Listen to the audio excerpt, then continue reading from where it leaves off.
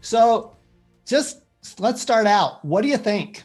I mean, just what are, your visceral reaction when you saw the Green Book come out, when you saw these ideas come out of the Biden? I mean, we knew they were coming in the Biden campaign. Frankly, I never thought they'd actually be put into writing. So what are your thoughts? The amazing thing is the sheer enormity of President Biden's proposals. He ran more as a moderate, and I guess, compared to Bernie Sanders, sure, he's a moderate, but what he's put out is the most radically left-wing budget proposal, at least since LBJ. To put it in context, the last presidential candidates on the Democratic side, going back 20 years, typically ran on $1 or $2 trillion in new spending over 10 years. Biden really adds up right now to $12 trillion in new spending over 10 years. If you add that up, the way I get that, we've already done a $2 trillion stimulus in March. He is proposing an additional $5 trillion in his budget from the American Jobs Plan and the American Families Plan, his infrastructure. And then there's an additional $5 trillion that's in the pipeline. This is things that came from the campaign or fake expirations in his budget that we're told to expect later. So you put all that together, you get $12 trillion in new spending over 10 years. And what's amazing about the $12 trillion, it is on top of a baseline of $11 trillion in deficits. So even if we do nothing, you get $11 trillion in deficits over the next 10 years. He wants to add $12 trillion in spending on top of that. The spending hike is so big that the $3 trillion tax hike he has, which would be the biggest tax hike since World War II, is barely even noticed because it would only cover a quarter of the new spending. That's how big these numbers are. This looks to me like the biggest change in tax policy since 1913, to me. It is an enormous change in tax policy. I mean, as you mentioned, the size of this, a lot of people say, well, the corporate tax was 35%, and we already cut it to 21%. So President Biden pushing it up back towards 28, well, corporations are still going to pay a lower tax than they were before. But that's not true, because what we did in 2017 is we lowered the corporate rate, but we broadened the base. We closed a lot of loopholes. What President Biden is doing is saying, I'm going to raise the rate back up, but we're going to keep all the money from closing the loopholes as well. So what that means quantitatively is that in 2017, we cut corporate taxes by $300 billion. President Biden would raise corporate taxes by $1.5 trillion. So corporations would get a tax hike 5 times bigger than the tax cut they got in 2017, because they're going to pocket all the base broadening and then put the higher rate back. Well, that gives us the highest corporate rate in the world. Once again, exactly what we were not doing before, or what we were trying to get away from before. And as you mentioned, capital gains taxes going way up into the 40s, which is a level that a lot of people agree would actually lose revenue. Estate taxes going through the roof. You get to the point where you're not even going to raise that much revenue, because you get to the point where you stop economic activity. And so I think it's really self-defeating. The question I have is, all right, so given that we've got this 3 trillion versus 12 trillion, so we're at 25%, does that mean that necessarily then it's really not going to be the rich who pay all these taxes, that this is absolutely going to come down to the middle class? And then the next question is, how will it come down to the middle class? A couple weeks ago, I testified before Congress on the infrastructure bill. And as part of my testimony, I added up every progressive tax increase. And I'm saying, like, let's just pretend for the sake of argument, we do a 70% income tax rate. We pay Social Security taxes all the way up on all income. You give me this Bernie's 8% wealth tax, carbon tax, the estate tax, financial transactions, Wall Street tax. Let's say everything. You don't even balance the budget. I think something that a lot of people don't understand is that in Europe, they have income tax rates that are about the same as ours, but they also have in France a 22% value added tax. So we may have an 8% state sales tax, they got a 22% tax. Okay, now I'm actually a big fan of eliminating the corporate income tax and just putting a value-added tax, just because I think that value-added tax, since we don't have one, I think it's a difficult situation for us versus the rest of the world. I just think it's a competitive issue. But the problem is that you can't put in a value-added tax because you'd never lose the income tax. Exactly. And that's always the problem, right? It's just too easy to just add it on, which I think is why it's never gotten traction in this country. And that's why we got the tariffs and all that kind of stuff over the last several years instead of, the value-added tax. But so, okay, if the middle class is going to end up paying this, why is this not coming out? I mean, is the media so controlled by the left that it's not coming out, or are we starting to see some of it come out? I see a little bit in the Wall Street Journal. Why isn't this being and why there seems to be some support for this? I can't quite understand why there's any support for this. I work with the reporters every day who report on this, and a lot of them, they do a very good job. They're very well-meaning, but I think a lot of them believe too much the Democratic talking points that if only Bill Gates, Jeff Bezos, and Amazon pay their fair share, we can pay for all of this. And I work with these reporters. I send them the tables. I send them the charts. I show them that you could seize every penny from millionaires. You could wipe out every penny from billionaires. You wouldn't come close to paying for all this. But they get so much mileage out of the rich aren't paying their fair share that they just don't do the math to figure it out. Let's shift a little bit to this infrastructure bill. Okay, so the Republicans seem to be going along with it. Two questions on this. The first is, how is it going to get paid for? And the second is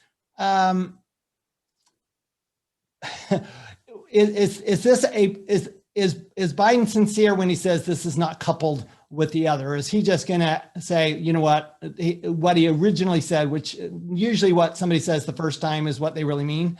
And that is that he's not going to sign this. And this is just a ruse. What do you think? Biden proposed $4 trillion in infrastructure. Republicans said, we will give you the $600 billion in legitimate hard infrastructure, roads, bridges, electricity, water, if you don't do the fake infrastructure. And in fact, we'll help you pay for it. And then the Democrat said, okay, we'll do that $600 billion, but we're going to pass the other $3.5 trillion in a reconciliation bill alongside of it, which means the Republicans basically got duped. Instead of actually paring down the cost of the package, they just split it up into two bills, and then they'll still get the entire $4 trillion. What Biden came back and said, okay, maybe I won't condition the two on them. If you just do the 600 bill, we'll do that, and then we'll see what happens with the other $3.5 trillion. The two problems with that are, number one, Nancy Pelosi is not on board with that. Nancy Pelosi has said either the two bills pass the House at the exact same time or they do not pass at all. So as long as Nancy Pelosi is saying that, they're linked together. The other point is, even if they don't pass at the same time, even if they do the reconciliation bill 2 weeks later, I still don't understand what Republicans get out of the deal. If the whole point was to lower the package from $4 trillion to $600 billion, you need to get a guarantee that they're not going to pass the other $3.5 trillion in a side bill, whether it's at the same time, a week later, or a month later. Otherwise, they've gotten the entire $4 trillion. As for pay-fors, they will tell you the $600 billion is paid for. I can tell you, having worked in the Senate and on budget negotiations for many years, it's a greatest hits of budget gimmicks. There's no real specifics. It's a lot of talking points. It's a lot of fees that always get waived later. It's not paid for. It's gimmicked. Well, the Democrats have been actually amazingly successful at getting everybody together. I mean, it's really been shocking to me that they get people like Joe Manchin and Kyrsten Sinema. I mean, they've been on board. I mean, would you agree that something's going to pass in that budget reconciliation in October, November? Something's going to pass. How big do you think it will be? I think the Democrats in reconciliation could probably pass between 500 billion and a trillion themselves in reconciliation. Manchin wants it paid for. I think Manchin may be willing to settle for gimmicks because the Democrats can't pass real pay fors. That's part of the fun. For all the $3 trillion in taxes the Democrats have talked up, in reality, they don't actually have the votes, even among themselves, for most of them. A lot of this is a complete bluff. But I think Manchin might be willing to accept some gimmick pay fors that they could probably pass between 500 billion and a trillion by themselves. I don't think that Manchin is going to agree to the $2, $3, or $4 trillion. The question is, are Republicans going to participate and kind of get run over, or are they going to say, forget this, we're getting nothing out of this deal, we're going to run against it and not give you bipartisan cover? I think we probably get the 25% corporate tax rate, which Joe Manchin has said he's okay with. I think we probably get 25%. I hope we don't get the other guilty and fitty and the stuff. I realize nobody on the call probably understands this, but those are actually big deals. And that's actually a lot more money. That's the base broadening you're talking about, that you were talking about. And I'm hoping that that doesn't happen, but I think we'll get the 25%. I think we'll get a raise in the top rate to 39.6%. I actually don't think that hurts anybody that bad.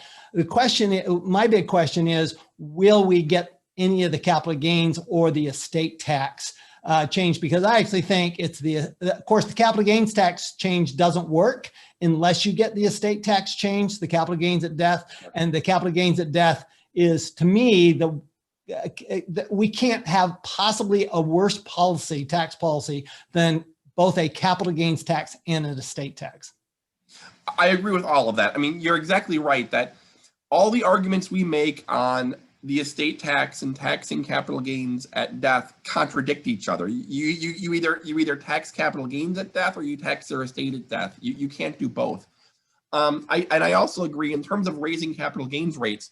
The revenue maximizing rate of capital gains taxes is about 32%. So if you're going to tax it at 39.6% for millionaires, you have to also tax it at death, because otherwise people will be able to move it out, right? And you're not going to raise as much money at that rate. In terms of corporate taxes, I agree with you.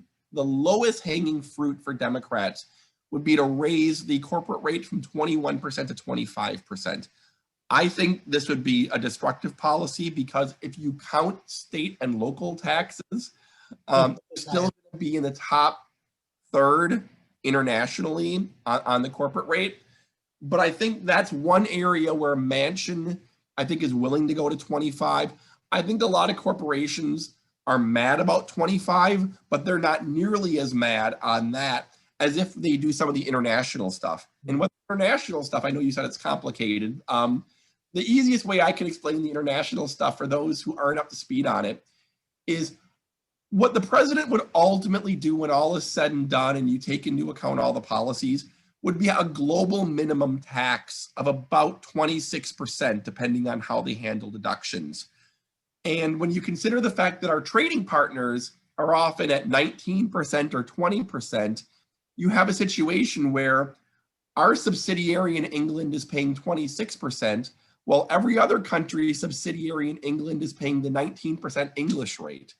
That means that our companies are competing with one hand tied behind their back. You don't want a minimum tax higher than what the other countries are paying, or you're going to lose the global competition fight. Final question. What do we do about it? So give us 2 or 3 things that practically, I mean, I know there's a lot of planning we could do right now. Okay. There's a ton of planning. We've been talking about that on the show, that, now's the time to do it. It's an insurance policy, basically, in case some of this passes. But otherwise, what do you suggest? What are you guys doing? What can we do as investors and entrepreneurs to get out in front of this? I think I don't have a lot of great suggestions. I think in terms of you're an investor, be ready for capital gains taxes to go up, move money around that you need to move around before that. Anything you can do, there's a lot of things you can do planning for estate taxes. I think if you prepare for the possibility of estate and investment taxes going up and do as much as you can to move it around and shield it now, you're probably better off. But we'll have to wait and see. My hope is a lot of this isn't going to pass beyond the higher corporate rate. Also, be ready. There's a big push to close the tax gap. And while we all want the owed taxes to be paid, there's some very aggressive moves that they're looking at, which are going to affect your financial privacy. And so I think it's important for people to start thinking about financial privacy, particularly in their bank accounts, and how the government is going to start kind of spying on your bank account, and take that into account for where you want your money and what you want the government to see or not see. Well, Brian, really appreciate you being on. I just think this is such a bold, massive proposal.